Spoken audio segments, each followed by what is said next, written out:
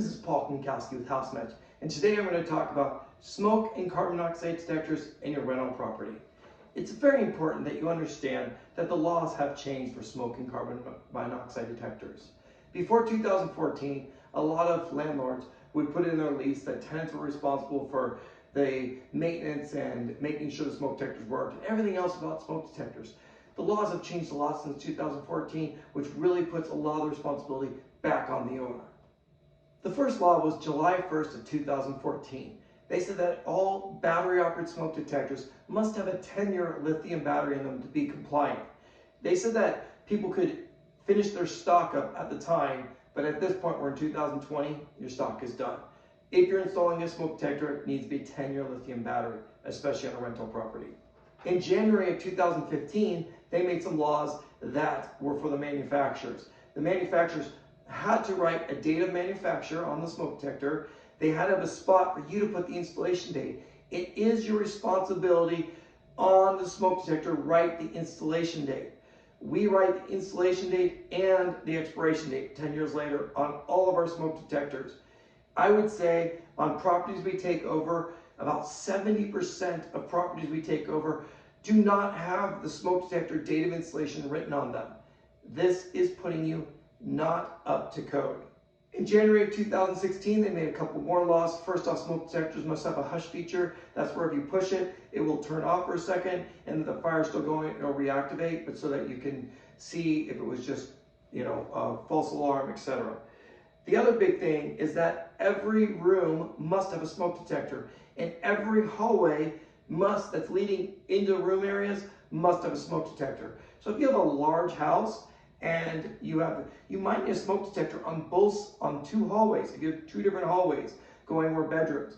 The third law is every floor, even if there's no bedrooms, must have one smoke detector minimum in it. So you must have a smoke detector in every single bedroom.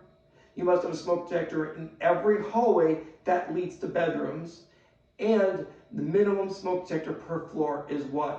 So in a 3-story, 4-bedroom house, the minimum smoke detectors you would have on that house is 7. 1 per bedroom, which is 4, 1 per floor, which is 3. You might even have 8 if you had 2 bedrooms down this hallway and 2 bedrooms in a completely different hallway if the house was large. So understand those are the laws. The law is also that the owner must maintain the smoke detector. Last, I'm going to tell you a brief story about something that happened to me.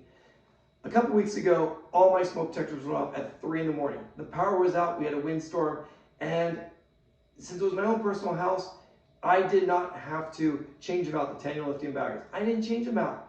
And so in the middle of the night, I have a flashlight for my phone, I'm going around.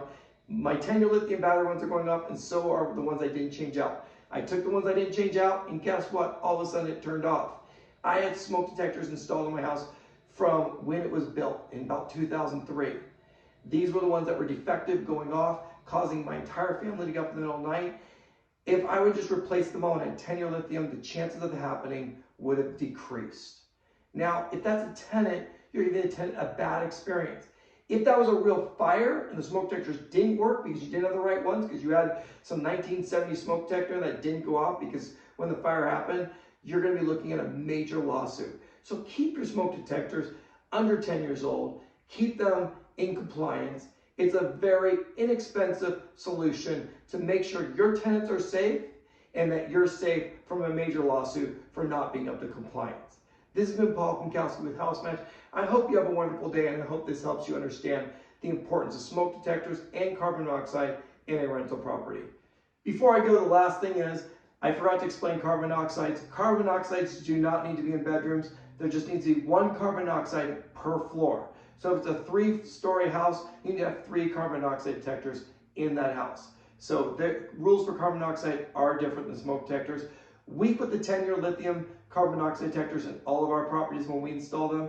That is not a requirement, but it's that much better because you would still be responsible if for some reason the batteries run out or something like that. I do not like the plug-in carbon monoxide because a little kid can just take them and pull them out. So I want something that's more concrete that will last. The reason we put carbon monoxide is not just to be compliant, it's to protect our tenants.